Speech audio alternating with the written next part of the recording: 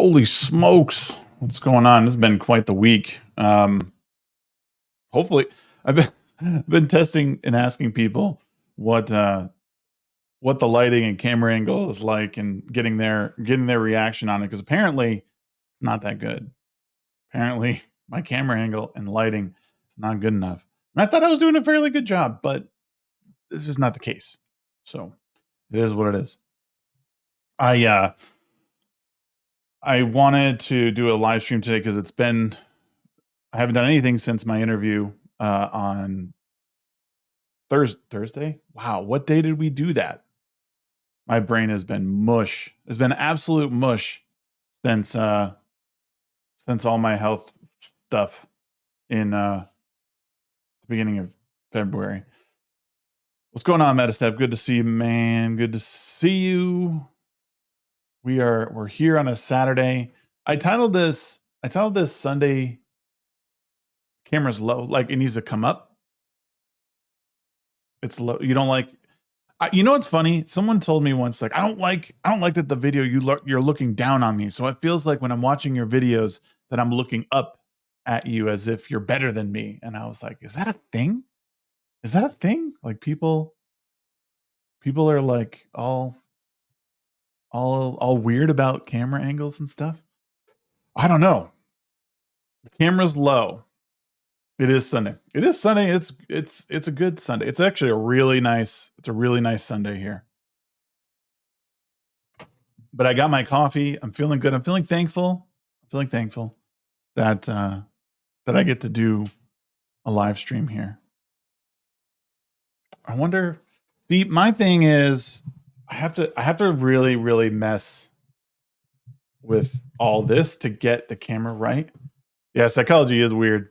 What up, McCracken? Good to see you, brother man. Let me go to this here.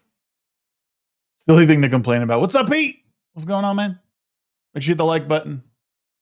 Like this stream.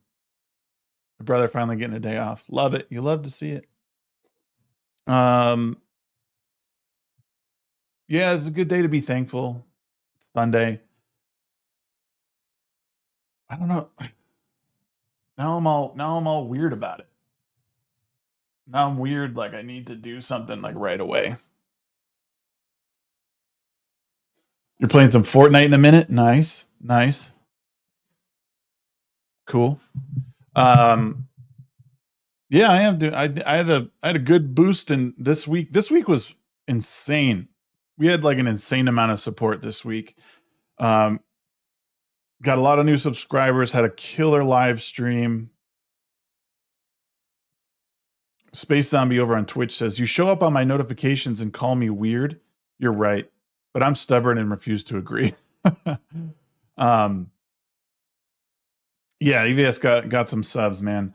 And that's, herein lies the thing. Like, so Sunday is a day that I think, like, I'm as a person who's not a religious person, this is pissing me off now.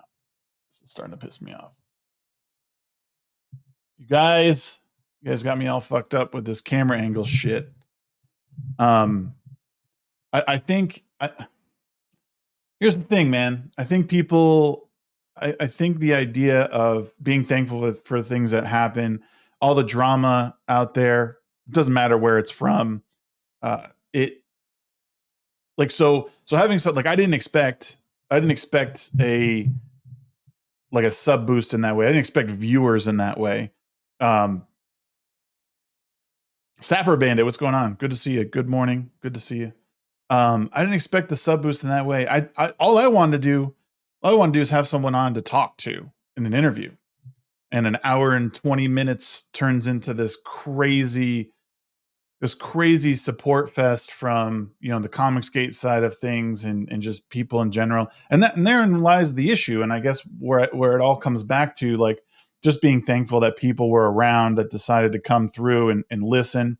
So many people watched the live stream after the fact and gave a lot of their opinions and said that they really enjoyed it, thought the interview was really good. So subs don't really matter. What you want is active viewers. Krabby Patty, absolutely. I think, yeah, no, I've thought that a lot.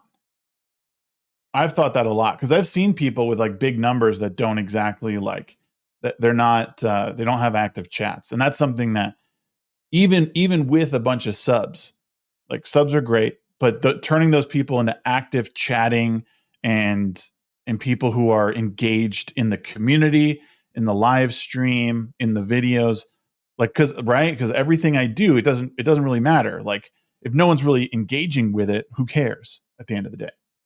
Um, Space Zombie on Twitch says Sunday is a day of rest and recovery, both spiritually, church, and physically too. Taco Bell. I don't think going to Taco Bell is a physically recovering day. By the way, um, X War drama farming helps too. Yeah, yeah. If you are drama farming, you could certainly get lots of engagement, but I don't think it's fulfilling in the long run. You know what I mean? That's why I don't necessarily do it. Like I'll engage in some discourse and like poking fun at someone on Twitter, but the constant in like engagement farming that some people like do on Twitter is it's not sustainable, I don't think, in the long run. Like I guess if you're trying to make meaningful change across like a long period of time, you know? Yeah, it's super draining. Taco Bell cleanses the body. It cleanses something, dude. It cleanses something. I don't, you know what I mean? Like it's not it's not doing what you think.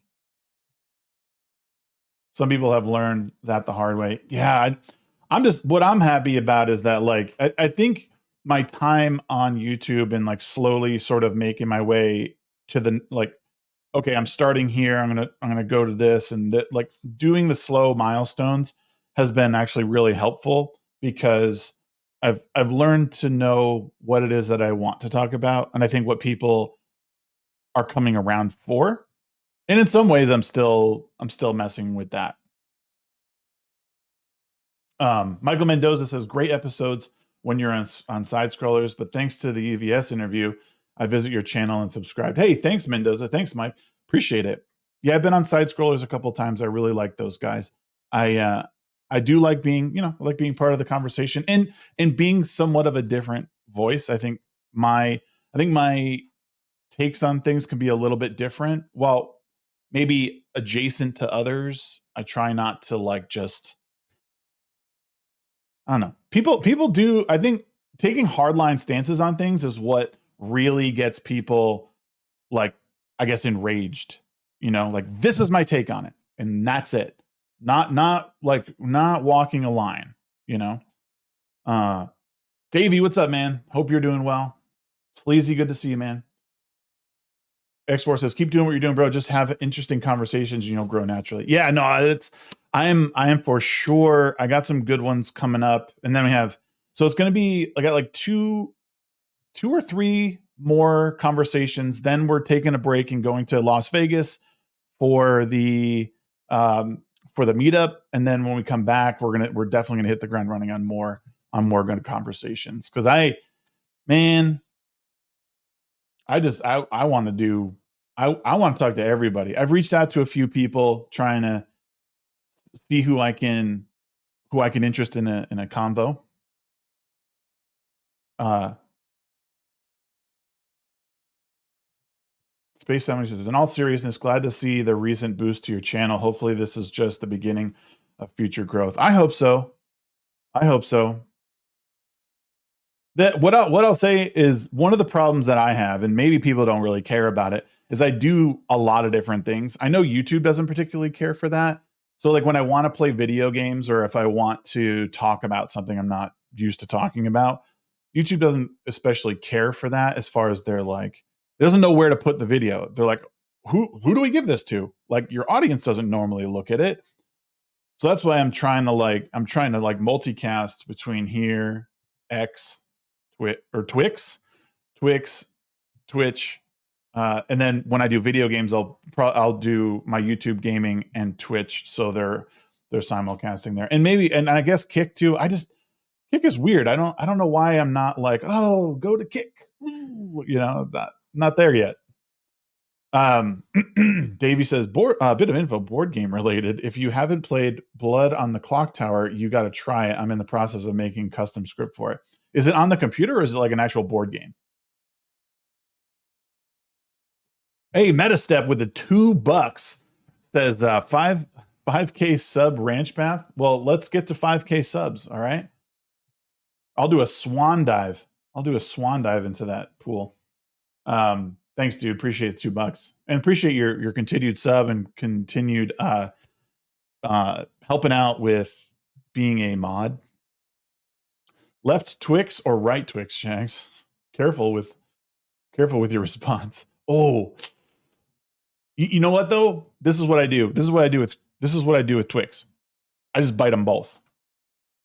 I bite them both. What? Why pick?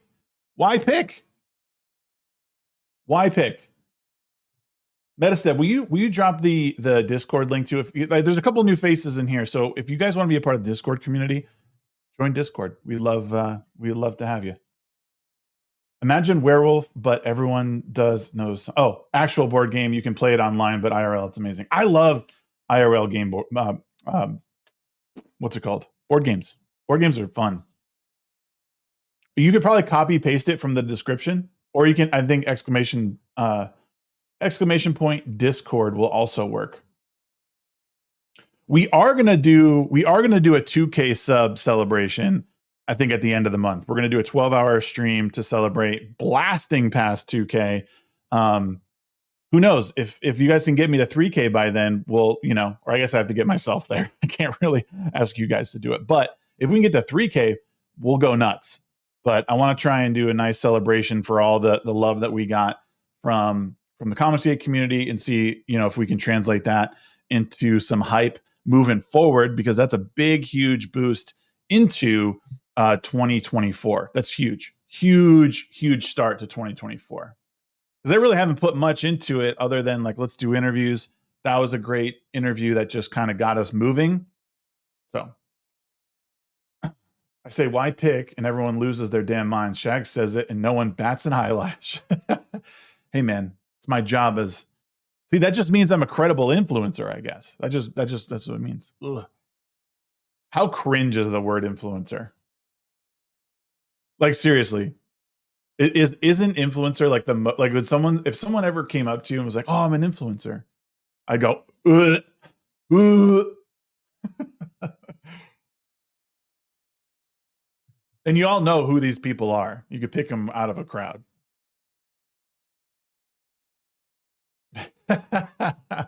No. That I ran it back real quick. I ran it back so fast. I can't.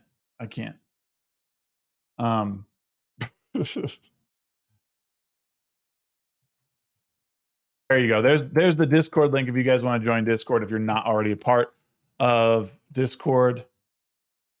And if you want to send, I'm a creator, sounds more elegant. Hell yeah.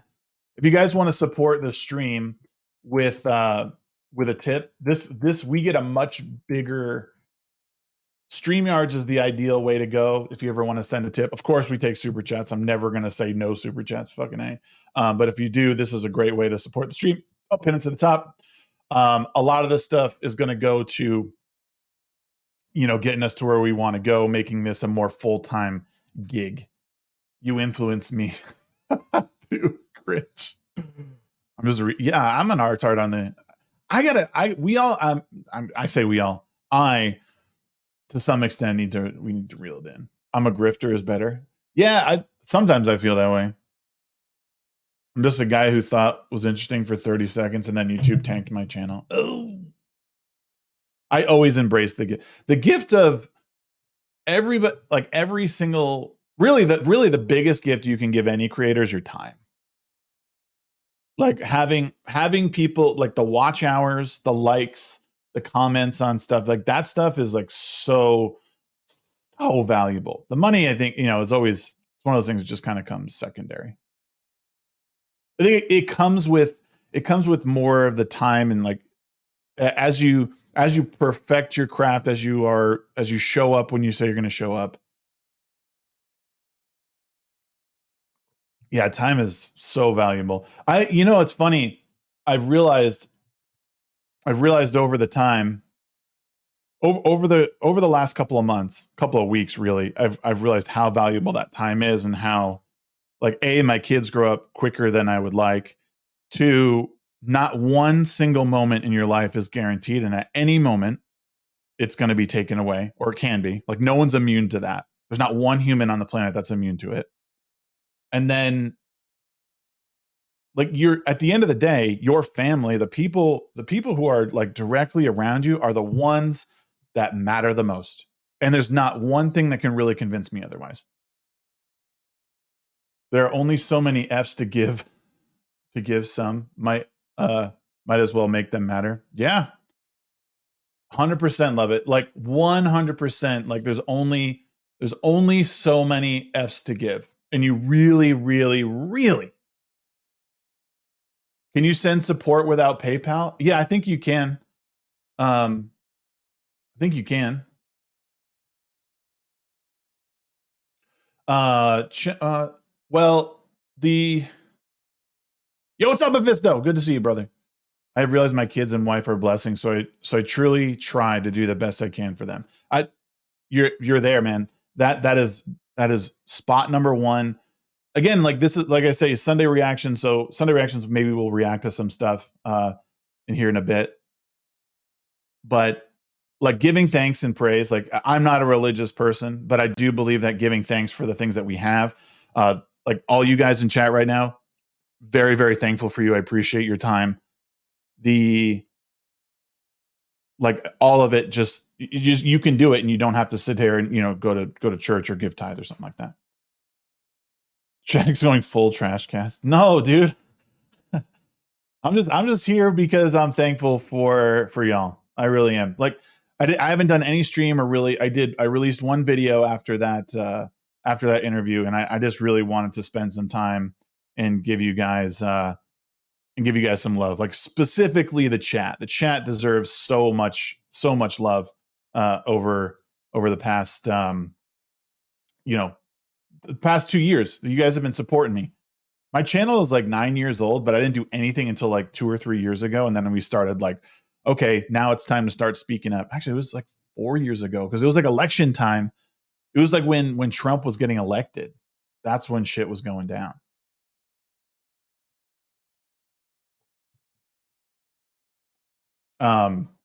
Those trash pandas are onto something. Trash. Oh, raccoons. Yeah. You're like, what? Huh? I ain't fighting that beef. I'm standing in the high bleachers laughing at it all. The the past interview. So what I'll say about what I do, what did I want to comment on? What I wanted to comment on in regards to the interview was, I think it was good to talk to someone that, well, again, I don't agree with, but you can agree with people on certain things, support people for what they're doing, and then be opposed, and you could still have that battle, like, I guess, mentally, ask the questions you need, and then kind of move on from it. Because ultimately, if I put too much, if I or anyone else puts too much effort or time or thought or energy, or too many F's for that matter, you're gonna burn yourself, dude. You're gonna burn yourself completely out. Maz over on Twitch says, "Oi, I get your opinion on 90s basketball being shit." Oh, can it? 90s basketball? It wasn't. No. What? You mean like the era of like Jordan and like all that? Like, I guess that was more 80s. No, it was 90s. Mazda coming in here. You were, maybe. It was so shit. Well, I'll tell you this. I think here's my take on basketball, Mazda. Here's my take on basketball. I think basketball, especially, see, in the 90s, I think 90s was much better because people were actually trying. Now, I think the NBA in general is full of people who, by and large, just don't give any shits about what they're doing. They're out there. They're barely running down the court. Boop, boop, boop, boop. 70s and 80s was crazy for the NBA. I think 70s and 80s for the NBA was crazy. I think the 90s started getting things going downhill. But overall, I think it was the best of the last couple generations. Or last like 2 decades. Early 2000s basketball was kind of shit. Modern basketball, modern is horrible. There's no Sapper. There's no reason. There's no reason to pay attention. 70s and 80s was like filled with people who cared. They were like throwing elbows. 90s was the end of that because all those guys were retiring. So that's why it was fine. That era, the 90s were fine, I think. Oh yeah, the 90s in Chicago was awesome.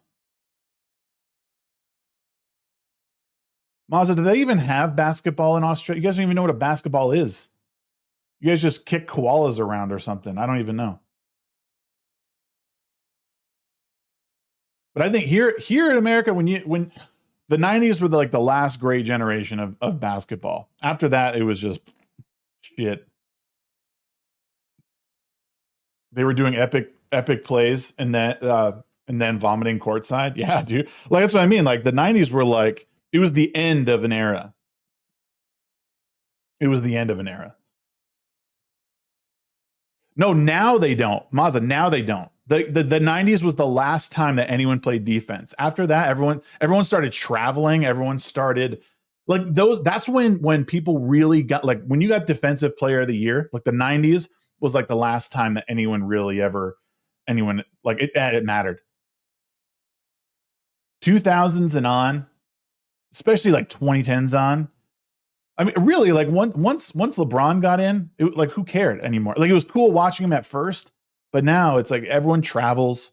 No one's really playing D. No one's playing defense in the NBA until like the last two to like 5 to maybe 5 minutes. And once they realize, oh shit, we might lose, they start actually playing. Or if the game is too far out of hand, no one cares. How to get defensive player of the year today. Box out one player one time. Achievement unlocked. For sure, dude. I would say 2010s on. Yeah, that's probably fair. That's probably fair. 2010s on. It's yeah, man. It's pretty bad. It's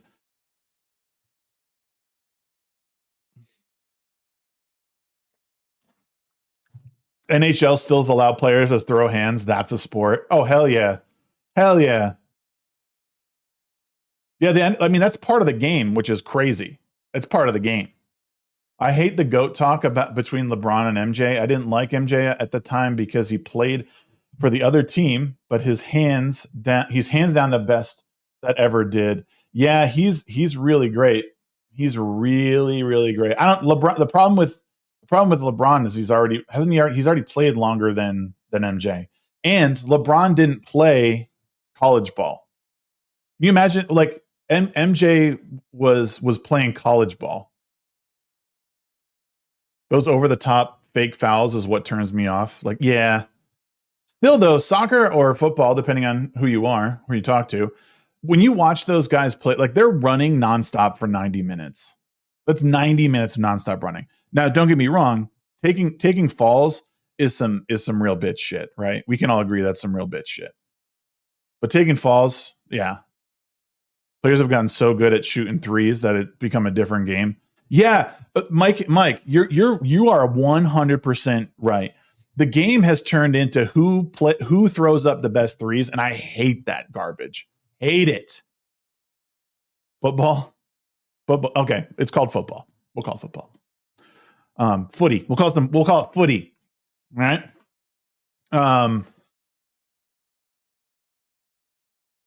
Yeah, like the game of basketball is now just throw up a three and see who like we'll just put it in, and not even just a three, but like 4 feet back from the 3-point line. Like it's not even it's like a Hail Mary. I'm an MMA guy by all the way. I wanted to try and follow soccer this year. Yeah, MMA is fun. I've been trying to get into it and follow it because it is like again, like these are people who are like legit athletes, real athletes. You ever get, I mean, you get hit in the face. These guys are taking hits, kicks, like grapples, like for how many minutes? Like, was it 3 minutes a round? Like that's a long time. I'm over here struggling in a 1 minute plank with 25 pounds on my back. Charlie on Twitch says, when I played basketball in high school, it was the same thing. Who can make the most 3-pointers in a game? The post players are just there to rebound. Yeah. 5-minute rounds for 3 to 5 rounds. Okay. All right. Where is this? I need to find, I want to react to some stuff. If any of you guys,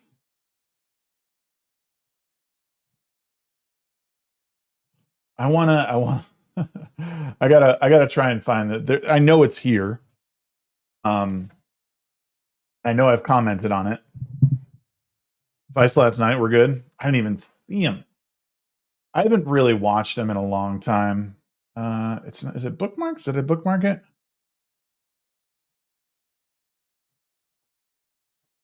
Oh, okay. We're gonna react to this. I've said something about it. Reacting to what type of content? Whatever I want, Mephisto. What about that Southern girl that is being criticized for her accent and work in construction? Ooh, I'll take a look at that. I actually haven't watched that yet. Moxie Dame, what's going on? Good to see you. Thank you. Thank you for coming by. Yes, I did see that. I don't think I bookmarked it, but I'm sure it's easy to find. I want to, here, let me prove that. I did never use this anymore.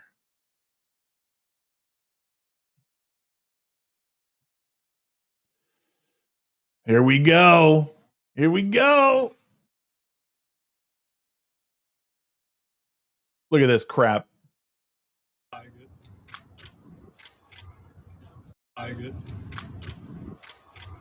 Could anybody give a shit less about this fight?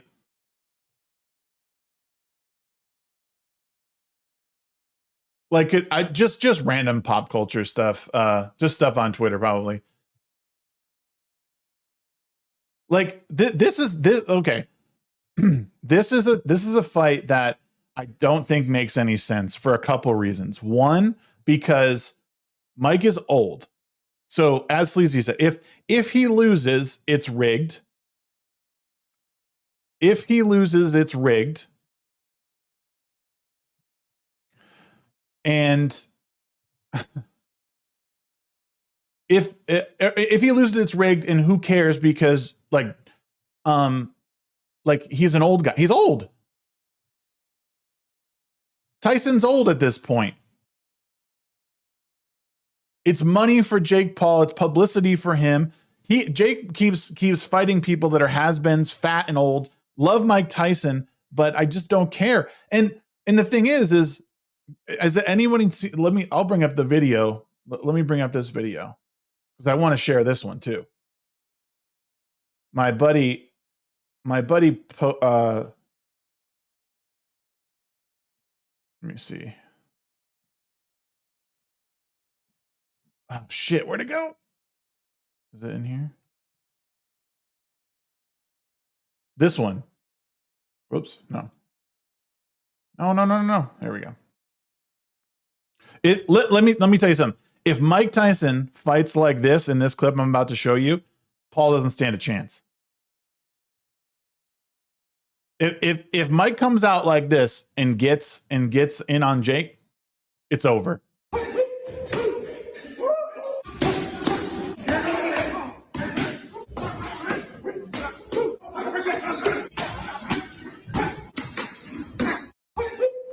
I'm sorry, but if Jake catches hands like that, it's done. It's over.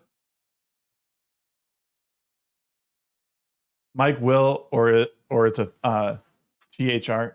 Watch him train. He's a mon. Oh yeah, dude. That's what I mean. Like that video right there is insane. Yeah, dude. He's fighting. Yeah, Jake is fighting people out of geriatric wards. He doesn't really want to be a fighter. Honestly, what Jake should do is go be a wrestler. He would be so successful in WWE.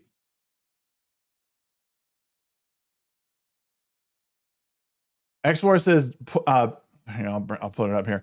Pad work doesn't mean anything. Tyson is a legend, but he's too old. Jake knows exactly what he's doing. Oh man, I don't know. I don't know about that. I really disagree. Tyson, I mean, yeah, he's old, but I mean, why doesn't that dude have head protection?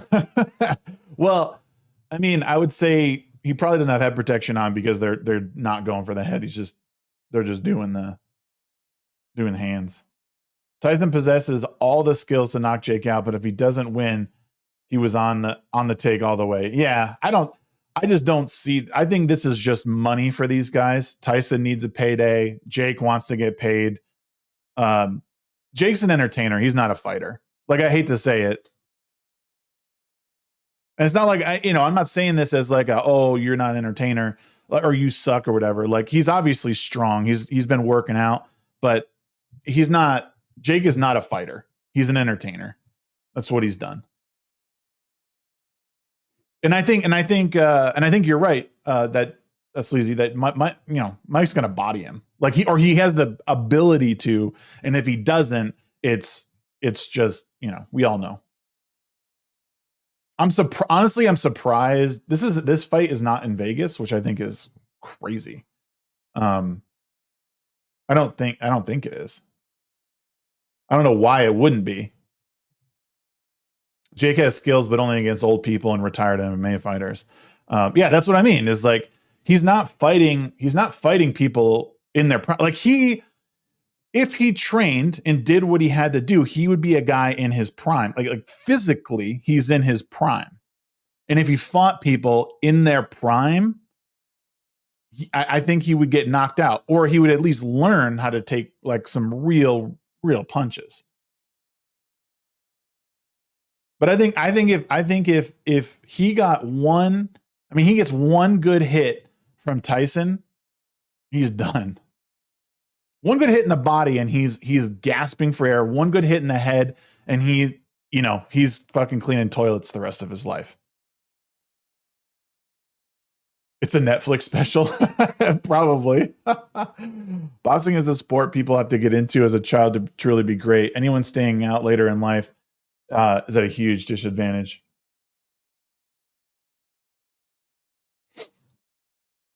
Yeah, man, it's a Oh, is it really a Netflix special? Oh my god. Yeah, it's oh my god. That's funny. Oh, well, yeah, okay. If it's an exhibition fight, then yeah. Moxie Dame with the $6.90. Thank you so much for that $6.90. I appreciate you. That's awesome. Thank you. Where's that Southern chick who apparently has been making waves?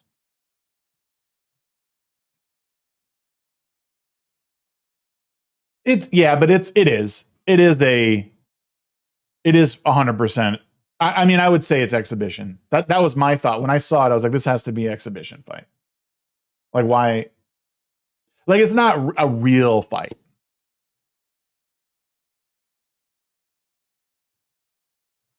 And that's awesome. On the StreamYard side, that's awesome. Moxie Dame. Is it? I think I know who that is. Is it Hannah Barron? Where is she's everywhere. Why can't I? This is the chick that everyone's like, if you like this, you're disgusting, bleh, or something. Is it Hannah Barron?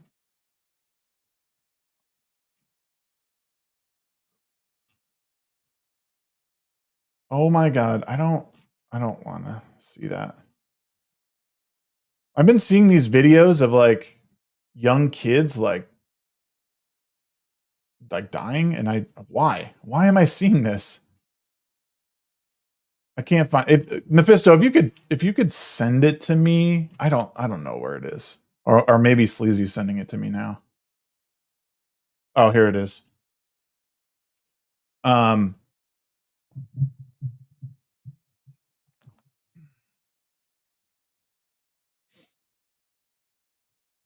my god.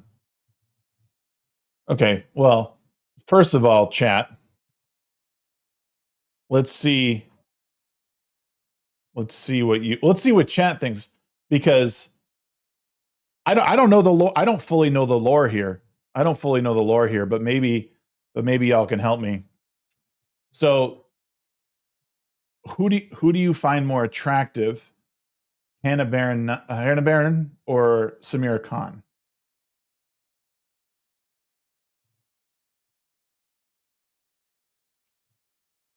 Well, I'm just gonna say Hannah for sure. Like, look, I mean, these are not. I don't think these pictures are doing either. Like, this is I think this is an awful picture of her personally. This is just me. I think it's an awful picture of her, but yeah, I don't like this. I don't like this at all. It's like fake. It's fake, weird, not real. And this, like, I've always been a more liking natural looking girl. I've dated girls that were like this, but it's not fun. I mean, okay, so here's the lore. Okay, so Samira posted, this accent needs to be illegal and women should be banned from doing manual labor like this. There is nothing feminine about American women. American women are literally men. Wow. What? Hold on. Is this chick for real? This is a real tweet? This can't be. She's got to be trolling.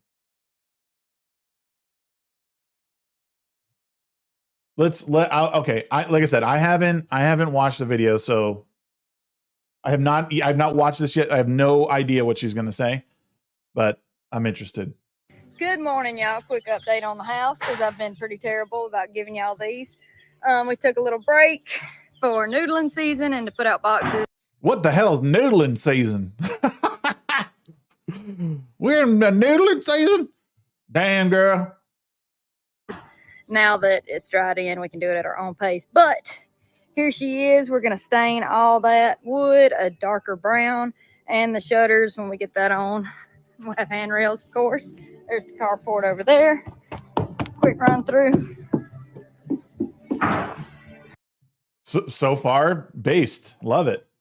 All these trusses are going to be exposed, and we're going to have old tin. Exposed trusses are awesome, by the way. In the ceiling, got Daddy and Paul up there working on a wall we're going to put up for the upstairs office. And we got Def Leppard playing in the background, of course. Hell yeah, Def Leppard, honey. Back porch, beautiful view. Nice. And then the walkway to the carport. This is sick. I'll try to be better about these, but you can also use my code Hannah25 for 25%. Okay, so here's what I'll say. Her accent sounds a bit much. But I mean, this is awesome. Like, a chick who knows how to use her hands and be handy and work on a house and do shit. And who knows? I don't know this girl from a hole in the wall. She could be totally faking the fact that she's doing all this. I don't know. But if she's from the deep South, I'd imagine that she totally sounds like this. Like,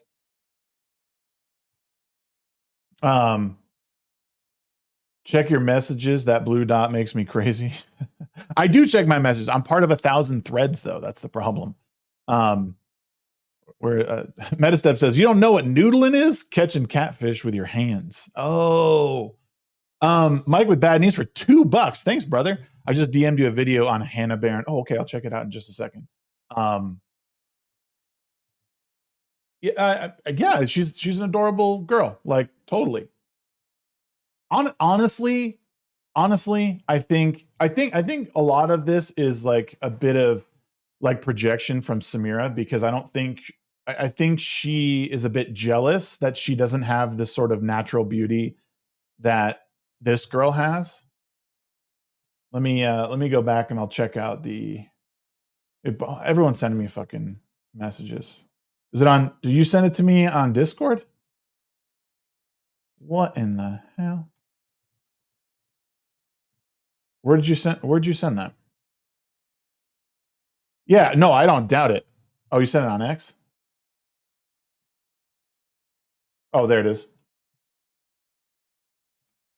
A funny video related to Hannah Barron. Okay, let's check this out. What up, Cream? Yo, what up, EmperorDoomsDay? Hold on.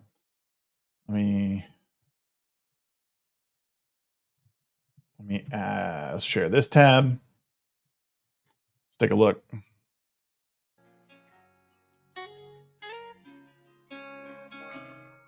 Noodling. I love it. We noodling today, boys. We're noodling. I mean, I noodle a lot, and it's not getting catfish out of a pond. Let's put it that way. To risk it all. I'm stuttering on the FaceTime call. I swear I'm trying to play it off, but I think I just fell in love with Hannah Barron, yeah. Hannah Barron, no. She always leaves us one more. Hannah Barron, yeah. This is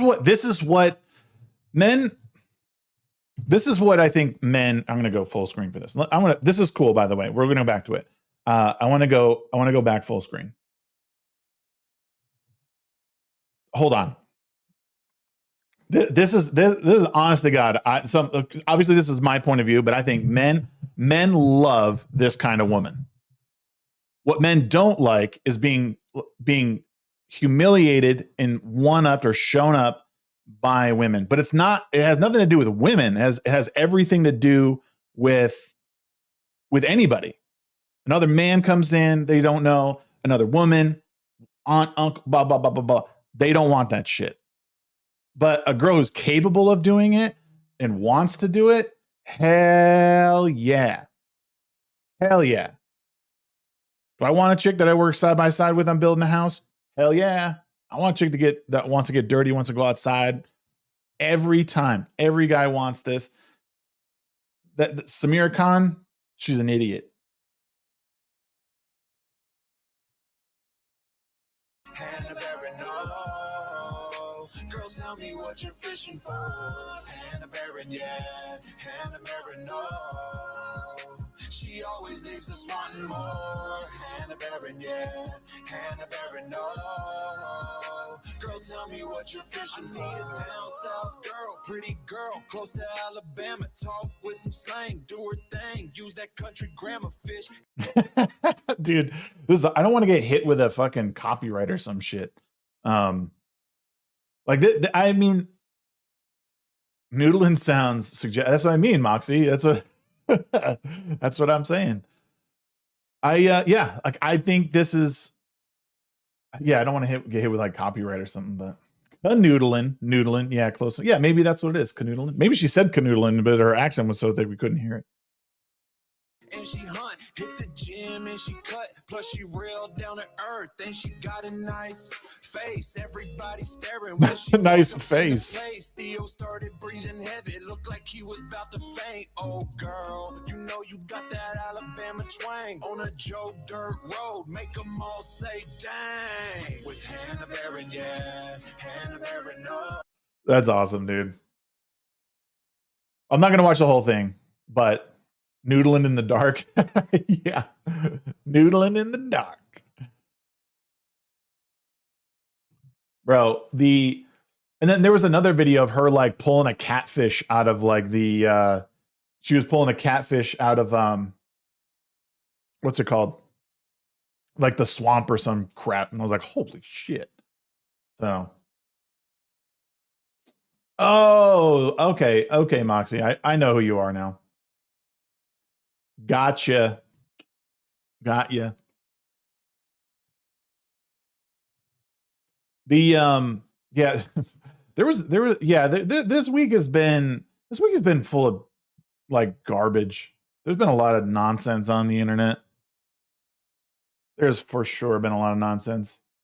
And that's just one of those things that I just think it's just here's some, I wanted to listen to this because I haven't listened to this either. I haven't paid attention really much to the Sweet Baby Inc. stuff because these companies what they're doing is they're putting themselves out of business. But then when I hear something like this, I just think people are still saying this. I don't know how old the video is, but we for sure, somebody along the way enabled people to just say, you can say racist stuff and it doesn't matter. You can say things like, we don't need white men in gaming or in movies or in TV shows because you had your time, without even thinking that if the roles are reversed, people would be losing their absolute mind. For the lore behind the video, she would come on the podcast that Theo Vaughn and Brandon Schaub had. Oh, really?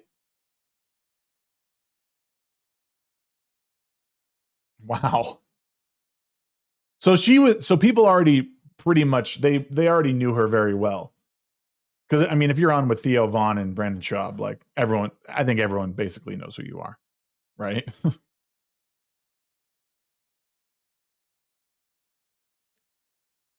Theo, Brandon, if you ever need a guest, let me know. All right. Love to hang out.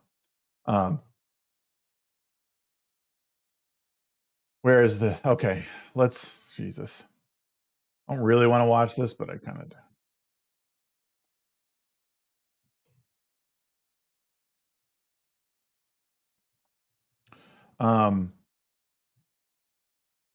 I'm doing this because I haven't said anything about it, and in some ways I feel like I can say something. I could say a little something about it.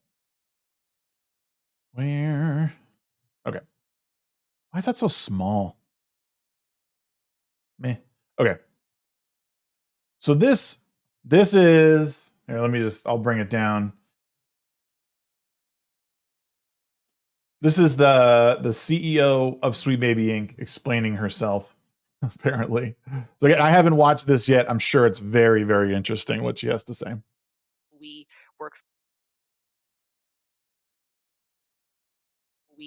work very hard to get marginalized talent into the industry, to protect them the way that we would want to have been protected, to lift them up, and to get them into. So the idea of protection and getting people lifted up and all that stuff, like I do wonder about that language and really wonder, was it a necessary thing? Like, is it a necessary thing to talk to? Like, or talk like are people like, do we need to protect anyone? I need to be lifted up. Why does anyone lift me up? Why didn't anyone lift me up? It's bullshit. I don't have a whole company trying to lift me up. What about my marginalized ass? To an industry where they're too often shut out. And basically, I think to take over in the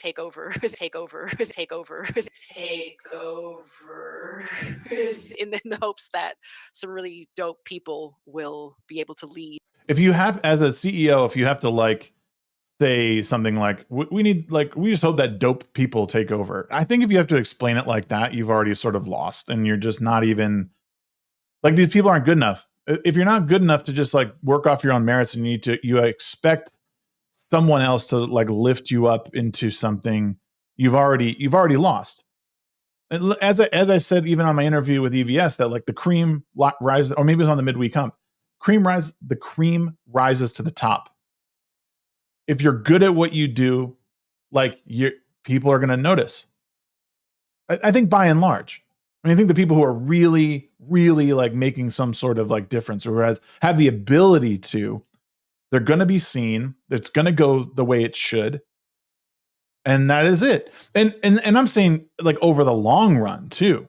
It's not always like, you might get a short run of fame and maybe that's all you get. But if for some reason that run stops, there has to be a reason. There has to be a reason behind that. It means that you screwed up. It means that your ideas didn't withstand the test of time. So again, and that's what I'm saying. Like, I think if you're not making content where you're trying to look farther into the future, where you're like, the reason that great artwork is around still is because it withstands the test of time. It gives people a feeling inside that can't be segmented into just like generations. People are still feeling the effects of artwork that's thousands of years old, and that's something that's really hard to do. Into kind of a new era for an industry that's been kind of, the same way too long. Wow. We work very hard to get marginalized talent. This whole thing is it's not ending well for these people. It's not ending well at all. Ooh, what's this? What's this, lazy? Hey, Diana Francisco's in the chat. What's going on? Good to see you. Good to see you.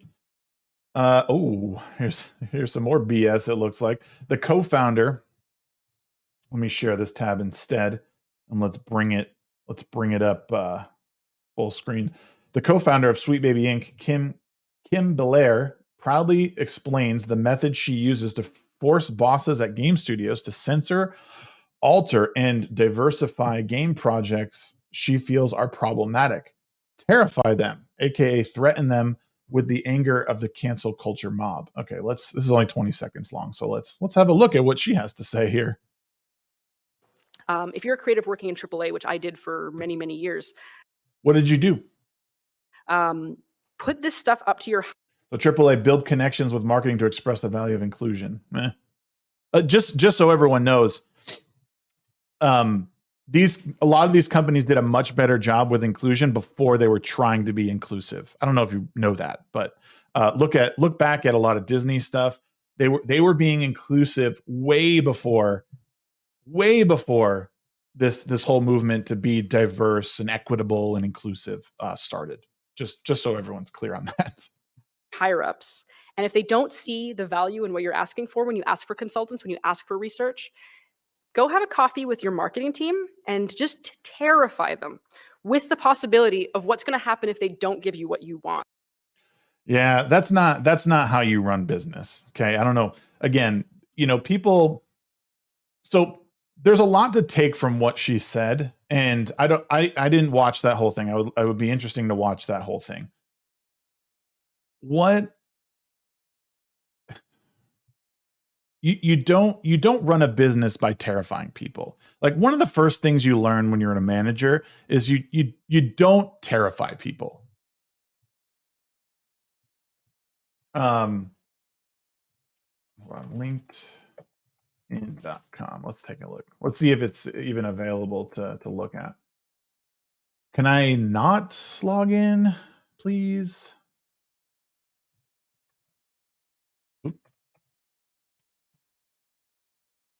Kim Belair. I don't see her on here. Writer, narrative lead, CEO. Is that her?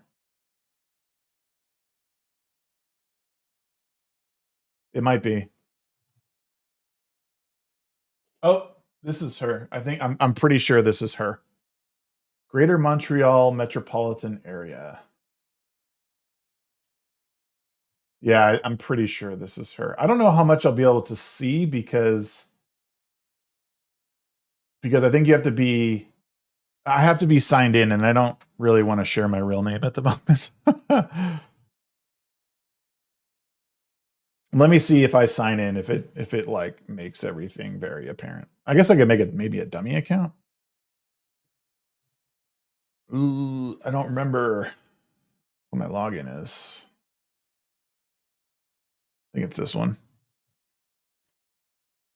Yeah, I will share it. Thanks for liking the stream, y'all. Thank you for the likes. Thank you for the super chats. I'm trying. Let's see if possible. Let's see if we can get to. We have a goal of five new members per live stream. If we were able to do that, that'd be awesome. It'd be awesome, y'all. Let me see. I don't think it shows my name here. So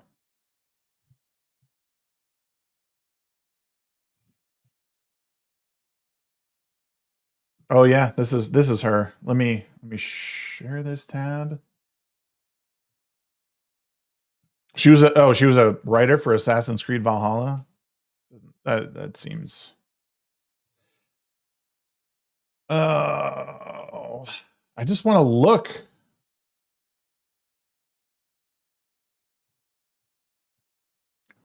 Sadly, after last week's layoffs across Sony Interactive Entertainment, I'm no longer the senior story editor at Insomniac Games. Oh, so sad. Oh, this is someone else that she's reposting.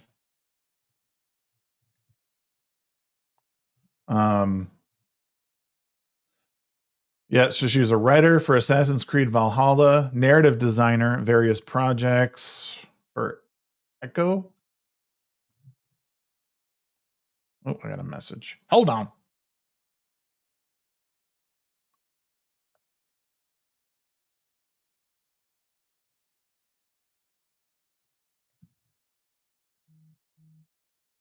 Story architect for Unknown 9. Yeah. I mean, this is interesting. I would really like to know like what scripting for Assassin's Creed Valhalla, as well as some narrative design, and then CEO, co-founder of Sweet Baby Inc. Co-founded Sweet Baby Inc., a narrative development company. We're all about helping tell better stories, whether that means tackling script writing and narrative design, creating unique and compelling narrative content, consulting on diversity and inclusion, on connecting, clients and fresh new talent. The unfortunate part is, none of that worked. That's the issue, is that it seemed like everything that they had their hands in failed. It just totally failed. And that is like, that in and of itself should be why, like, you just done. See ya. Bye. It's been fun. It's been real. So, I mean, when things don't work out, when things start failing, your business just goes away. Just like if I do bad work in restoring a home and it's constantly bad and constantly, we're not doing good work and getting bad reviews, whatever, no one's going to call to get us to do work, or they're going to complain and we're going to shut down. Like, that's just how it goes. So her company, it tries to diversify, it tries to be equitable, it tries to be inclusive, but all of the games that they touch, done. Because DEI is the exact opposite of talent. They're not hired for talent. You're hired for a checked box. No, exactly, John. That's what I mean, is like the practice of DEI has not been good for anybody. I would say it's probably put more people out of a job than it's put people into a job. They say diversity and inclusion, but they mean equity. Yeah, it's too bad, man. It's so bad. So bad.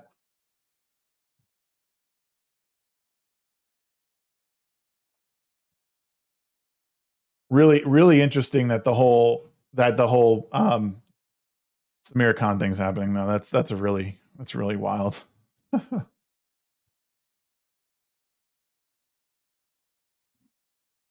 There's just too much effery at the end of the day. There's too much effery.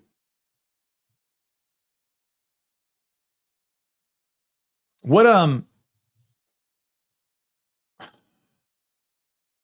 yeah, I don't know. I'm looking at a couple of things that I might be able to look at.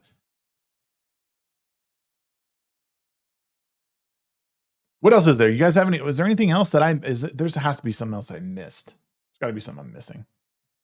Disney just fired get out of here. Disney just fired their reimagined president, a Latino woman, and it's rumored she'd be replaced by a white man. Disney, of course, isn't announcing that. No, and that's the thing. That's the thing, is that we there's a lot of stuff that doesn't get reported like that. Oh yeah, the Akira Toriyama died. It's really that is sad. And he wasn't old. I think he was like in his late 60s and not an old guy. So yeah, that's really sad.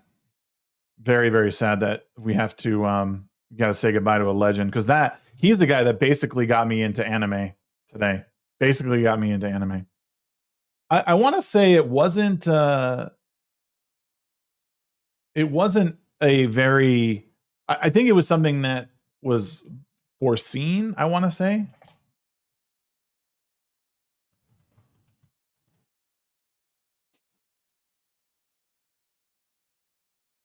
Oh, it was a brain condition, it looks like.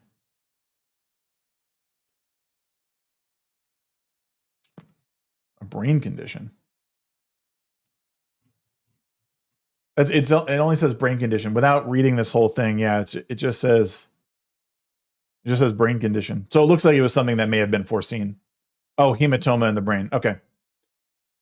Yeah, it's just it's a rough it was a rough week for anime lovers, for Dragon Ball lovers. Because that is what got me into like anime and got me going like through everything. So you hate to see that. Good people passing away. Good hardworking people. What's up, Paul Hadouken? Good to see you, brother. Good to see you. Sleazy says Final Fantasy VII Rebirth director says purpose of entertainment is to give the people the will to live today and tomorrow. I kind of like that. I mean, that's certainly not that's not a controversial thing, I don't think. That seems like a pretty oh dude, the Rogan guest that had bodies in his free. Yeah, so Joe Rogan had a guy on his podcast. Let me bring this up. Hold on.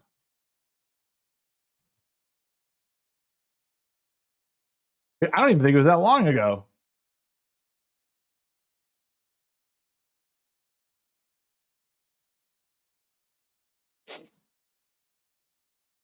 Oh, what? Get out of here. It was Sheldon Johnson. Sheldon Johnson is a Joe Rogan podcast guest arrested after body parts found in freezer. Yeah, this dude, this is wild. So he was on the podcast to talk to him about prison reform, because they essentially talked about how this guy was either a documentary or something about prison reform. He was jailed without bond. Oh, hold on. A man who became a public advocate for criminal justice reform after being released from prison last year was arrested on a murder charge Thursday after police said they found a person's body parts inside a New York City home. Oh, God. That's wild, bro. Yeah, reform convict. Yeah, what's up, Society Reviews? Good to see you, man. Wild, dude. The victim's relationship with him was not immediately known, but the New York Police Department identified the victim as 44-year-old Colin Small. Do you guys understand like what it takes to dismember a body? Like, I mean, not only from like just to be able to stomach such a thing, but like to actually dismember a human body. That's insane. That's insane. Inquiring minds want to know what parts. Police said officers responded to Small's Bronx home to conduct a welfare check on Tuesday night and found a headless torso in the apartment. Responding paramedics pronounced the victim dead at the scene. Yeah, I would think so. And the office of the chief medical examiner will determine Small's cause of death. I think it was removal of the head. I don't know. Oh, geez. Apparently he was shot to death and then dismembered. So my guess is that this guy probably didn't do it, but maybe he was, I don't know, man. A search of Johnson's Harlem apartment revealed the remainder of the body, the arms and the head inside the freezer. Wow. I'm innocent. He shouted. He's innocent. He didn't do it.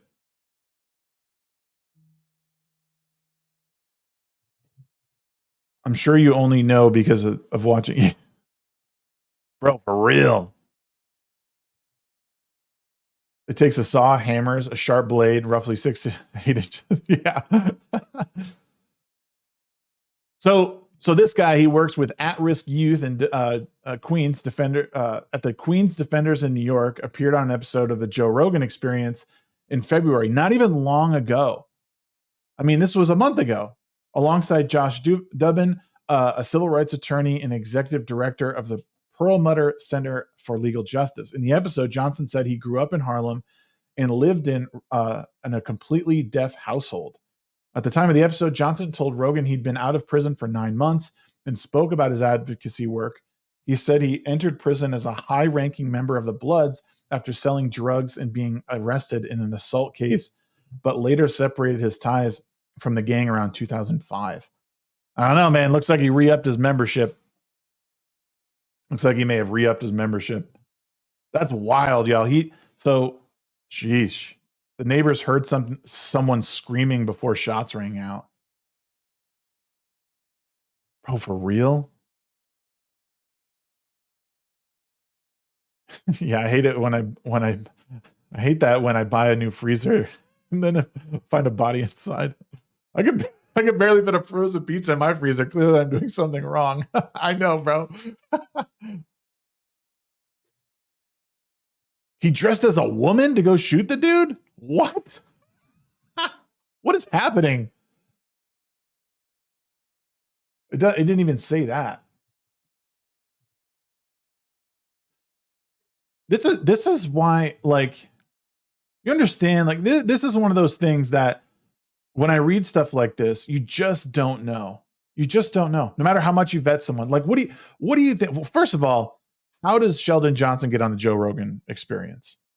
Right? Is it just because, like, he wants to talk to someone about prison reform? Or did they reach out to Jamie and be like, hey, I think, did what's his name? Dubin, did he reach out to him and say, hey, this would be a great guy. He's doing good work in Harlem and we want to talk to him.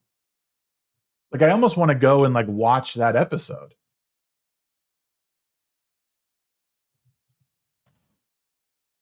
Sheldon Johnson, Joe Rogan Experience. He was propped up by the DA or mayor, I think. Like, I just want to see this. This has got to be a very, like, they have to be watching, like, people have to be watching this now. Oops. The whole New York, you murdered someone, so we will let you out on a $0 bill. Okay, I want to see, this is 2.5 hours long.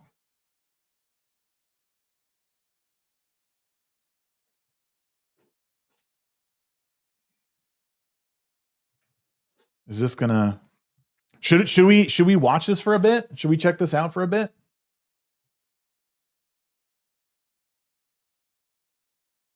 Why is this not working?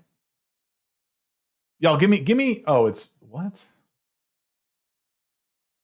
Guys, give me 1 second. Don't go anywhere. I'm going to run to the bathroom real quick and let's check this. I want to watch this episode a little bit and see what he says. Give me 1 second, y'all. Be right back. Don't go nowhere.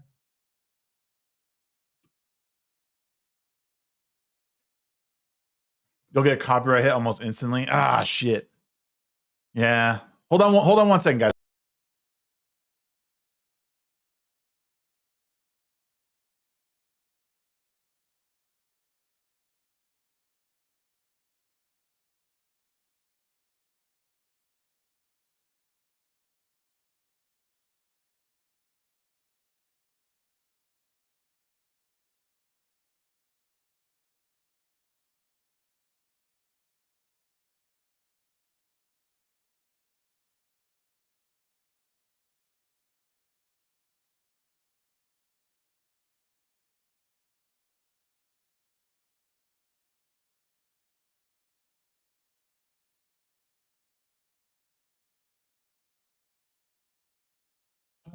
All right. Does he? Yeah, I don't know, man.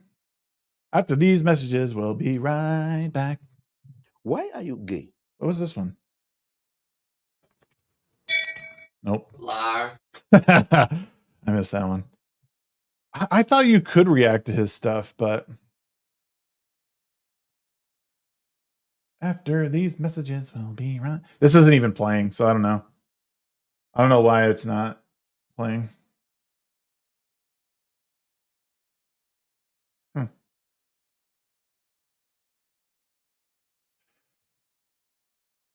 Yeah, it's not playing. I don't know why. So we'll hold off anyway because I also don't want to be copyright struck, I guess. But there's so much shit out there. I definitely want to watch this episode now because I don't know, I feel like there's a lot of good juicy information in there. Brandon Sanderson's coming up with is coming out with a new book. Y'all see that? That's pretty awesome.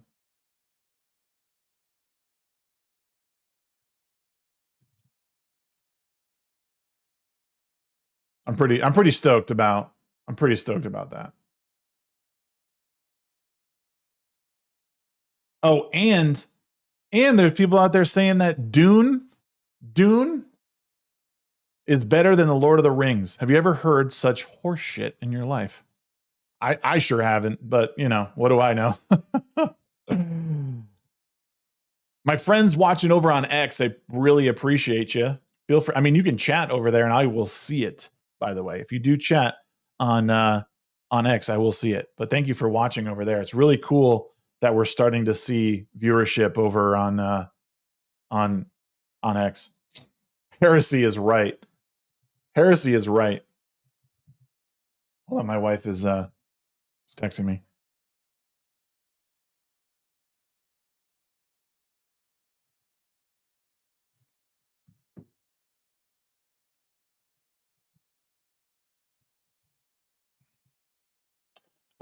Yeah, I just can't believe people are like I don't know. It's all good. You can have your opinions. You can have a wrong opinion too.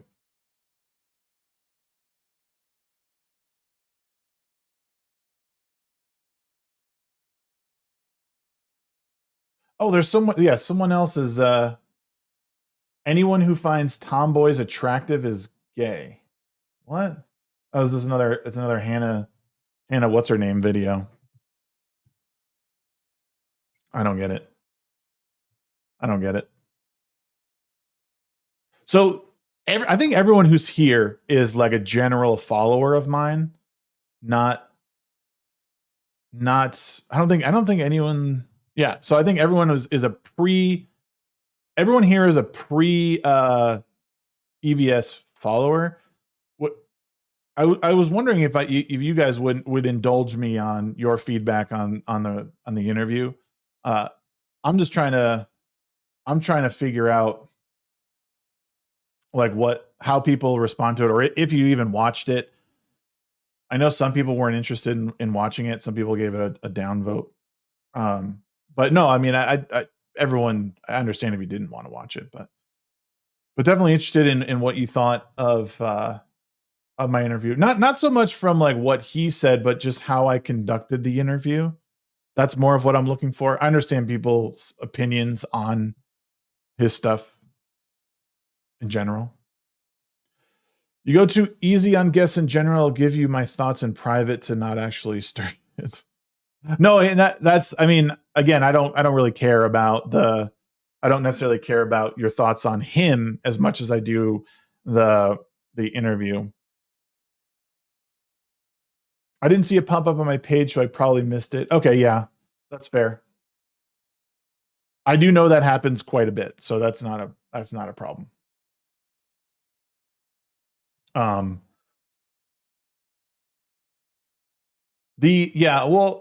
it's difficult because there is a what I'll say to your thing, Sleazy, is I don't want to go too hard because I haven't yet established myself as someone who is like a reliable interviewer. So rather than just like if him and I have had multiple conversations, I would feel better about leaning into like harder, more how do you say, more difficult questions or even more invasive questions. So that's one reason I don't really do it. And because I don't necessarily want to just I don't want to necessarily just be like, I want to find the middle ground, right? I want to be someone who's like, okay, I'm not all for Eric July, I'm not all for Comic Skate or whatever. I'm somewhere in the middle because I appreciate both for what they do. Because I can disagree with some things, and I can also, because again, if I'm using the Joe Rogan experience as like a model for where I want to be in the long run, I see him do a lot of the same things. Like he's not necessarily just like, if there's he will push people, but it's usually people he's had some sort of interaction with. I don't think you need to go hard. We rarely see Joe Rogan go hard on a guest, and he's the biggest interviewer in the world. True. You don't have to be aggressive to get hard questions asked and answered. Yeah, that's also true. Yeah, no, I guess that's the thing, is that if him and I had previous interactions, I probably would have felt more comfortable applying more pressure on the questions, but trying to, and also I didn't necessarily want to focus too much just on the Rippaverse stuff, which I kind of failed on, unfortunately. I wanted to spend more time on him, and I fell short of, which was unfortunate. In talking and listening to more stuff of his in the future is going to be big, because then I can, I guess, follow the lore a little bit more, and not just kind of, I have to take him at his word, because that's one of the things. Like, he was telling me things that very well could have been false, and I can't fact check him in real time. So that's the other hard thing. But it was again, like, I guess being thankful for his time is really the biggest is the biggest thing. Like, very, very thankful that people are even willing to come on the show. I think it speaks to people's willingness to talk, but also seeing that, oh, hey, this guy's done a few things. So yeah, that would be the biggest critique. It would have to better focus on him. Hearing him talk about Eric is just another one of his trash cast episodes. Yeah. And that's the thing, is I know the what's it called? A lot of his content is that, it's just it's focusing on him, which is fine. Like, I'm not going to say what people can't cover. You want to cover all of that, do your thing, man. Like, if that's making you money, you should do it. Anybody making money off of something, just do it. I don't have to agree with it. I don't have to agree with it at all. The best interviewer knows the subject almost as much as the one being interviewed. Many interviewers have an entire staff to research. Yeah, this is true. Oh no. Is the quality of stuff okay? Let me see and check my, yeah, I guess the stream's good. We looking all right? This is true, John. I did my best to research him, and look in on stuff. But part of the fun was, I think, just talking to him without being lore master of like Comicsgate and all that. So it's been so much fun, like, learning and talking with him overall. But yeah, it was good to be sort of like ignorant of all the stuff. But yeah, I agree with you. And it is definitely something I'm working on getting better at, is being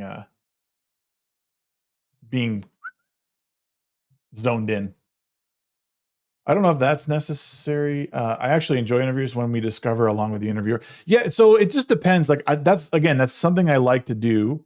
but I want to know enough where I don't feel like I'm stumbling over stuff, or like to be able to call out certain things that I know that are wrong, right? Like that's something that I want to be able to do. Moxie says people have been hardcore taking one side over the other to an insane degree, so I've been avoiding all the drama as much as possible. But I'll definitely check out your interview. Thanks, Moxie. Appreciate it. Yeah, no. So this is why this right here is why I wanted to do the interview, because there is a huge divide, right? And so there's a huge divide on Comicsgate and like Rippaverse specifically. So I want, as someone who's been a big supporter of Rippaverse, I wanted to look at, okay, why can't these two things exist simultaneously, but why can't they work together? They should work together. And something that let me bring it up. So something that was said yesterday that I'm still trying to figure out if it's trolling or not is, let me see.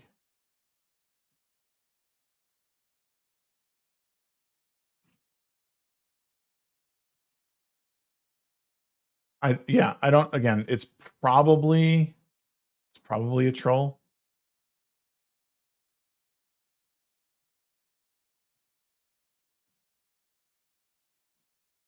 Where is it? I'll just pull up this tweet because it's probably this is not he has a strong cult of personality, you're right. I will bring this up again. I'm not disparaging him. It's just one of those things where I can't figure out. There's a claim that he's not, but if you're an Iron Age creator or fan that wants to follow back, let me know. And the original tweet was, I hereby accept the Iron Age as a label, not an era, and will promote the brave creators thereof. This is what I was trying to say in the actual like show, was that like you don't name the age before you've like done it. I can agree with that. And his what he was saying made sense. But regardless, even if people named it the Iron Age, right? Even if they named it the Iron Age, excuse me, can't we still just promote the people within? Because there's still people trying to do good things within, let's say the Fellowship umbrella. Like you could still extend that umbrella out and overlap it with people in Comicsgate and whatever label you want to put on it. These are good creators that are trying to put out like really quality storytelling. So it could be a troll on his part because he didn't seem very into it in the interview. But if for some reason he was like, oh, whatever, like I'll promote somebody. Like I think it's huge. And the unfortunate part is I don't think many people are into it. No, I don't think he's necessarily interested in anything overshadowing Comicsgate, but I don't think it would. And again, and this is why it's hard to get through to people. Like the Iron Age could be something that Comicsgate creates, right? Like you could have comics if he's the Godfather, right? And he starts talking about things that are within the Iron Age umbrella. Like even if that rises up and puts Comicsgate underneath it, he's still responsible for it. You know what I mean? He wants to push CG because he owns the trademark. I don't have a problem with that at all. Right? Yeah, yeah, again, get your buck, man. Like I'm not trying to stop that at all. But just like with Camelot's car. Camelot gets a car wrap for NASCAR. It's plastered with Cyberfrog all over it. And good for him. And good for him because he makes money and gets to promote his comic. Say what you want about how long it takes to come out, but it promotes him. He makes money. Camelot gets to live his dream or continue to live his dream or whatever. It's like, it seems like a good thing. You don't need to be a lore master to be like, yeah, well, People make money all around. Like no one wants to do anything for free. Like no one's going to say, "Oh, I'll promote you," and not get anything back. It will. It will, because other creators are getting new comics out every year, and it takes him 3 to 5 years to do so. One, and he doxes people who complain about the wait. I don't know about that. So, I mean, if he does, that's stupid. That's shitty. The issue is the how, right? Yeah. So he hates competition because it makes him have to do real work. That's why all he's done is talk shit about other creators. The only shit I've seen him talk is about Eric, which again is exhausting. But again, people talk about shit that I don't like all the time, and I don't like. I'm not gonna, I roll my eyes at it, but but to some extent, like there is some right in what's being said of like, do I want a project to take 3 or 4 years to come to fruition? Nope. If I put money into something, I would like it in a reasonable amount of time. I think 3 years is crazy, unless otherwise said. If it says in a campaign, hey, this might take up to 3 years, well, I'm prepared, I think. But I do know that oftentimes with any Indiegogo and crowdfunding things, by signing up and giving money to it, you're already in this weird, like this project may or may not happen. That doesn't mean I'm defending that he's not doing it. That doesn't mean I'm not defending I'm not doing it. I'm just saying, like, you're taking a risk by putting your money into something that's not actually created, which is why, like, if the Ribbiverse stuff is actually created and then they're sort of crowdfunding, we'll put that in big quotes, if they're crowdfunding something that already exists, we know we're getting the project, and all the money that's essentially going to it is paying for the stuff that's there and then stuff in the future. That's what people are investing in. It becomes, you're investing in a product that's coming. You're investing in a product that will exist, which is another reason that original campaign being what it was, 3.3 million, has made him, it's given him a way to create new things. Oh, and he's had people on his team and show as soon as they say even something like, maybe that's not a good idea, he removes them from the group and tells his fans to never support this person again. Yeah, I mean, that sucks. I'm not going to deny that. That does suck. I haven't seen that, so I mean, does it happen every time? Is he literally canceling people, like, and then like telling, like, absolutely not, don't support that guy ever? And I don't know. I guess context doesn't matter. Maybe it does. I think context matters in this situation, knowing what the other people had said. Mike says, I think the big issue is not that it's taking so long, is that we can actively see him doing things that aren't working towards book completion. What is he doing that's not working towards book? Yeah, so is it, I guess the question is, and maybe I should have asked him this, is what book, so the Cyberfrog series just isn't finished. We're just waiting for the next Cyberfrog book, or I thought it was the new project. Was it the new, like, is that Bear one that everyone's all upset about? The 8 hours a night of streaming. Yeah. Probably because it's making him so much money at this point. Have any of you guys focusing on stuff like Trashcast, for example, I think is what he is talking about. It's the Rainbow the Brute book that's almost 3 years late.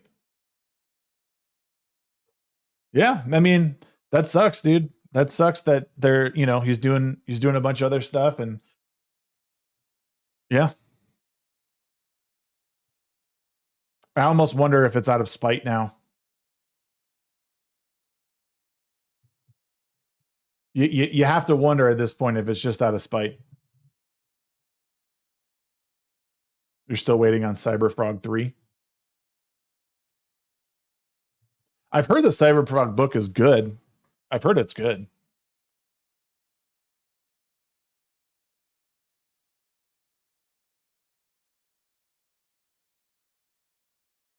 But yeah, I mean, it's certainly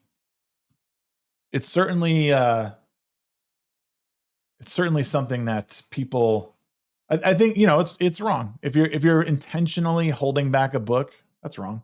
Because I've seen people put comics out faster than 3 years.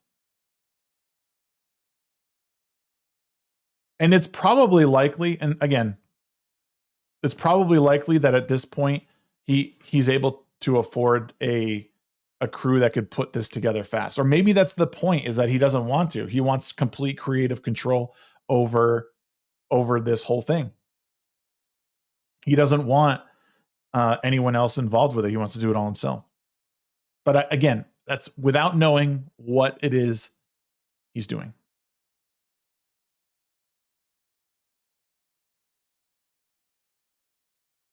But I do think that there is, if so, like, again, in the case of Camelot, him helping him live his dream is huge. It was like, what was it? It was over $100,000 he was able to raise for him in like 3 days. That's insanity.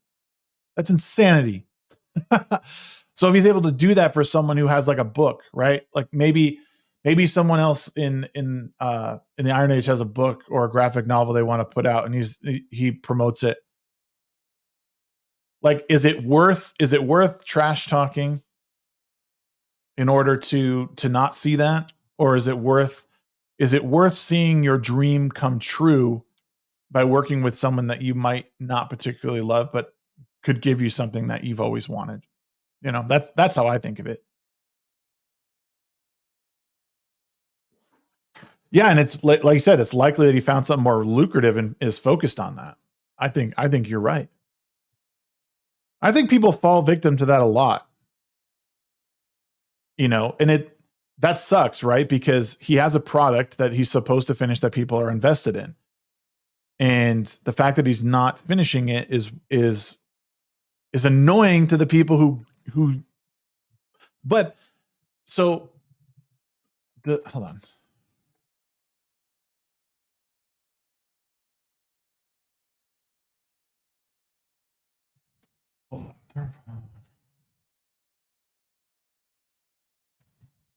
I want to look at something.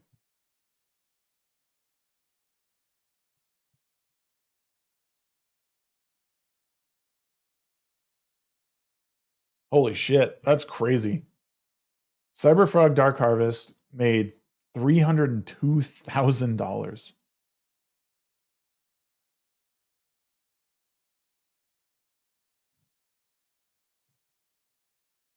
He's run 29 campaigns on Indiegogo.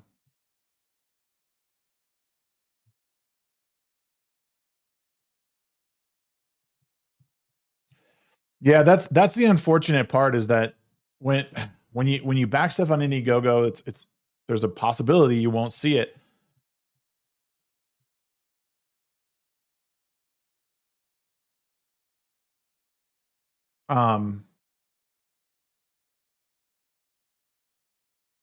Yeah, that's crazy. But again, it's not a defense of not finishing your product. Finish your product and give it to people. If you run a campaign to do it, then why don't they have it? And I don't know. I was trying to find like what other campaigns are here.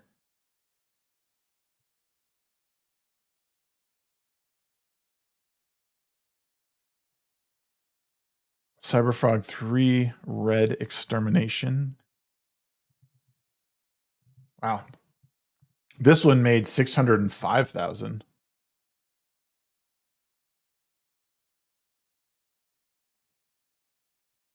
Has there ever been a question as to like why this stuff hasn't come out, or like what answer has been given about why you guys haven't received it? Is it like a production thing? Like he's trying, like there's like these red boxes or whatever, like we can't get them produced fast enough? None that you know of? Interesting. there have been questions. Those people get blocked or doxxed.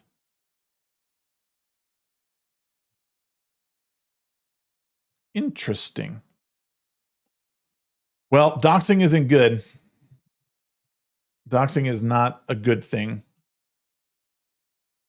But I mean, if he's actually doxing someone, like giving someone's address, that's awful. But Squib says EVS admitted he bit off more than he could chew, but he is working hard to finish and ship. Again, I hope so.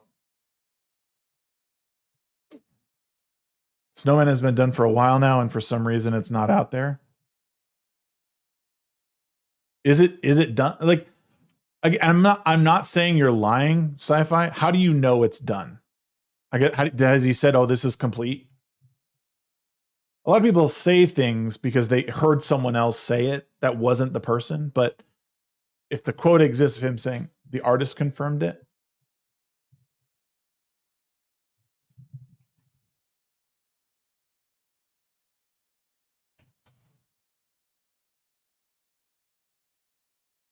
A Cold Day in Hell, Indiegogo.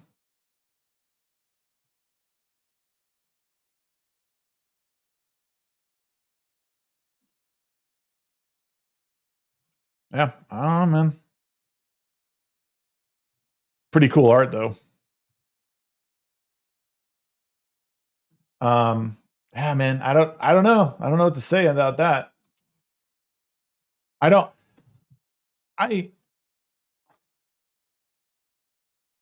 Something's going on with how the artist wants it printed, I think. Well, see, here's the question, Squibs, because again, I don't know. So is he just inking? Is that what he's doing? Is he's doing the coloring in this? Matthew Martin's triumphant return to indie book series that made him a star. I want to read this.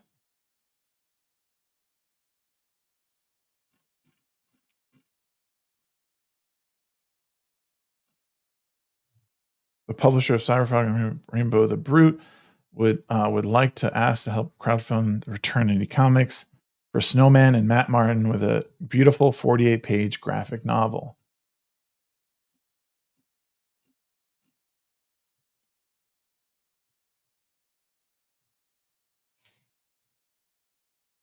Matt Martin, yeah. Ethan was in charge of printing and fulfilling. So if the actual artist is putting a pause to it, so this is something. So here's something I'll say, and I'll relate it to my job. I work as a project manager. I can only go as fast as like my homeowner wants me to go. So in this, the homeowner is essentially the artist, and I have all the supplies and could put it all together. If they tell me I don't like this thing, I need to choose something else, we're stopping, or I'm on delay, right? And the insurance companies are the companies that are like you guys who are like, we're crowdfunding this. We're giving you money to get this done. Get it done. Why haven't you got it done? They're the ones asking the questions. Why haven't you got this done? Because the artist, the customer says to stop. I can't do anything. So it's hard to stop the info from regurgitating into someone's stream who asks questions.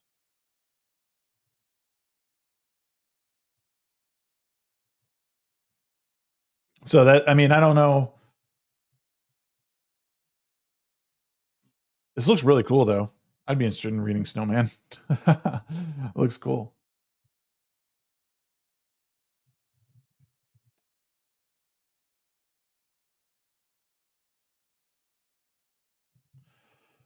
Right. I know, and that's the thing is you're only as good. The information is only as good as the person putting it out there. I'm trying not to get caught up in the minutia of a lot of it because a lot of it just doesn't concern me. I want to see all the books. I want to see all the books shipped that people paid for and that are complete.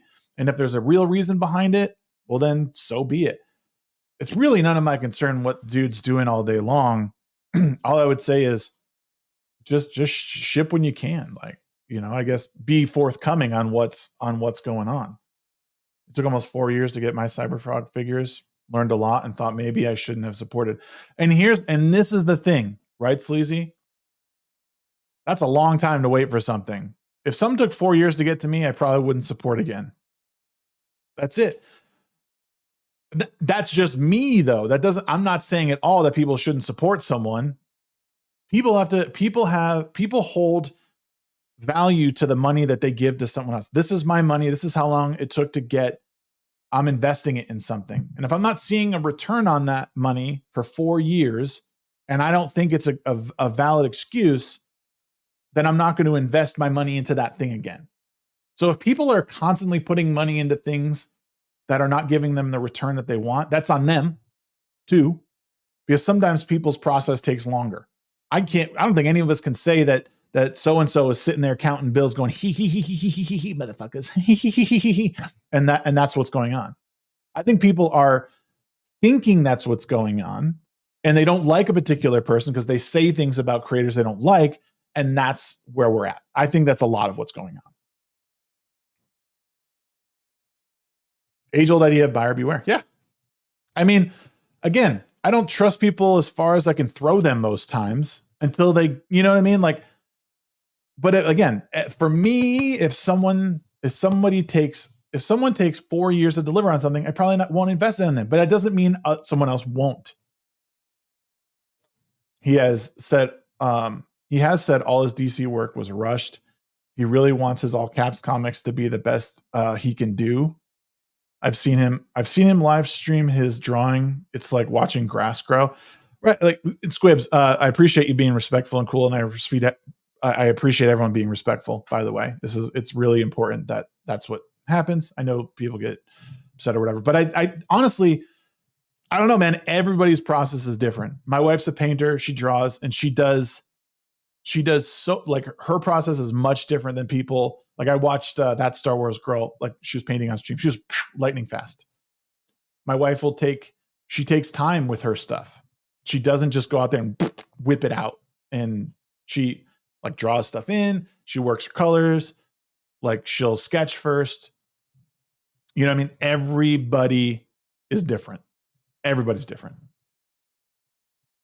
This is the practical approach I think a lot of people need to take to this, is that people work at different speeds, and then understanding where your money is best spent. Because there's a lot of good creators out there. And maybe that individual artist is not the one, but there might be one that, let's say, he promotes that you like. Maybe it's not directly involved. He's saying, hey, you know, this is looking good. I read part of the script. It's killer. Art looks good. Writing's on point. Boom. Maybe there's some value in that. Everybody learns. But yeah, buyer beware, man. I don't know. This is the stuff I think of when I'm, you know, just walking around my yard, mowing my lawn, being realistic with self-imposed deadlines, or keep people updated, like Shane Davis says. Yeah, I think keeping people updated is really, really important. Yeah, it's really important, especially with crowdfunding stuff. I would say that keep people up to date on what's going on. And even if it's bad news, I think is the most important thing to give your audience, because then they know, like, oh, maybe there's something wrong. You know, the only way you get to work at your own speed is to work for yourself. If you have a boss, you give that up. This is very, very true. The audience is the boss most times. That's the unfortunate thing, is that the audience is the boss.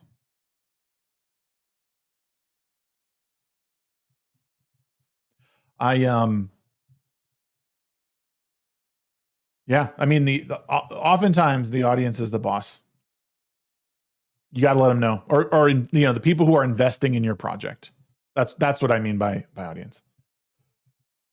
Yeah. And I mean, at least I think so. I think people are pretty forgiving when you're upfront. They understand. Yeah, your boss hires or fires you. Yeah. Well, I mean, and it's different, John. It's different in that, like, the audience can hire or fire you if they don't like what they hear.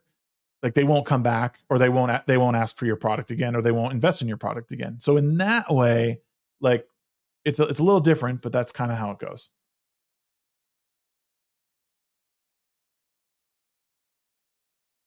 The customer, yeah, the customer or the audience member will set the pace for sure. You guys set the pace for me a lot of times.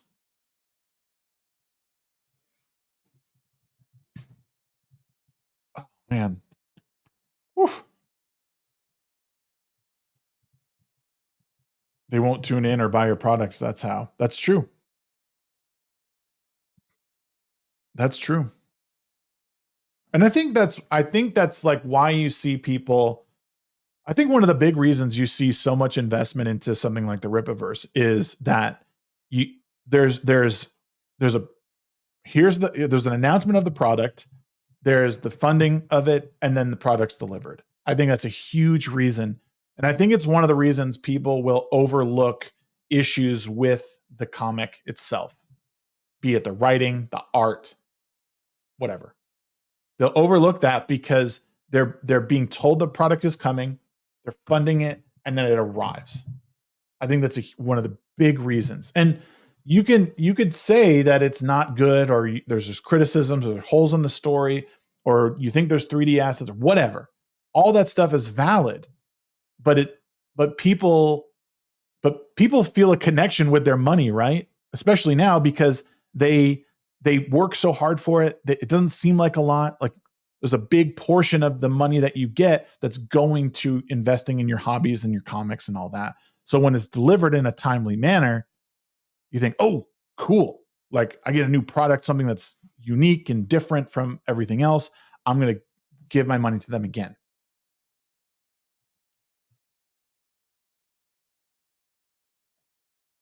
Right. And it's within a decent time frame. And the thing is like the age old saying, like you could have something that's like fast, good, or what is that saying? I can't even think of it right now. My brain hurts. There's a lot of hope with the Rippaverse. There's an idea of seeing something from the ground level and getting in on growth and potential. Yeah, I think so. And and the one thing that I'll say, the one thing I really, really thought about, yeah, good, fast, or cheap. You can't have all three. Thank you, Flipper. The one thing I'll say is that I think people in general need to get way better at taking criticism. You don't have to like the criticism, but that's why it's criticism. I've been criticized a lot. I've asked for advice. I've been given advice that made me feel like shit. Well, guess what? I could let that hit me in the heart. I could let that get me down, or I can make the change I need to see. If I want to do that, if I want to be successful in this, I could take advice I've gotten from people, and I could take feedback from people and do better. I don't even like saying do better, but that's the very fact. Do I want to get in shape? Absolutely. How am I going to get in shape? Sitting here and thinking about it? No. I'm going to get in shape by getting to the gym, fucking wailing on my body so it hurts, not eating crap all the time. Do I like fast food? Sure. Sometimes it's great to go, eat a Big Mac or double cheeseburger or whatever. It's not going to get me in shape. It's going to keep me down. Right. And as you get older, John says, one thing is as you get older, you care less and less about others' opinions of us. And that's, again, that's fine. That's fine. And I think you can grow past people's opinions. But I think feedback of something. I think if someone says to you, this isn't good, and this is why I think you could do better here, and here. I think there's value in some of that. There's probably value somewhere in there. And then you can maybe make changes. You don't have to take all of those changes. But being willing to take in the criticism and hearing all of it, right? If 10 people come to you with feedback on something that you put out, and 3 of those things are within all of those criticisms, there's probably some value in maybe making a change somewhere. Or you could say, no, that doesn't really align with what I want to do, and then you move along. But I do think that people who get to this point where they feel that the only way to try and sway people or to have any sort of say against the criticism is to jump on Twitter and to start like throwing shit at each other. I think is childish and stupid. And dare I say, fucking gay. Like, get over it, man. I don't know.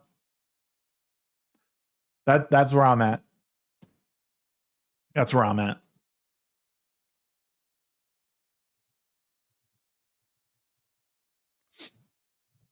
I read an article in Forbes that companies are having trouble giving performance reviews that aren't good to younger employees. They can't handle the critiquing and are quitting their jobs from it. Let them. That's the thing, man. I would say just let them, because I think the people who are worth anything are going to be able to pick up that slack. Because I would say most of the jobs out there right now are way overstaffed for that reason. I can't handle it. No, you got good people that can handle a little bit extra workload. Sorry.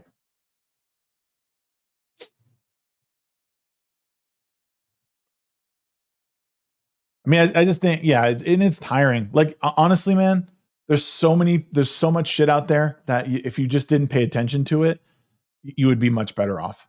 Spend some time offline. go check out the grass outside. It's getting warm. It's first day of spring. Hopefully you guys spring ahead.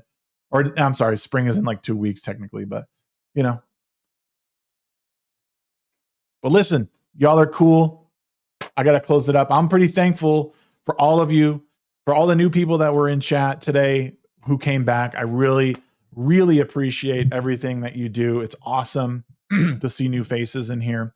It's really great to blow by 2,000 subscribers. I have, obviously Comicsgate to thank for that. You guys were really cool the other night. You were really supportive. I got a lot of great feedback from you new people. It's really great. And it's always great to obviously see the people who have been subscribed for so long.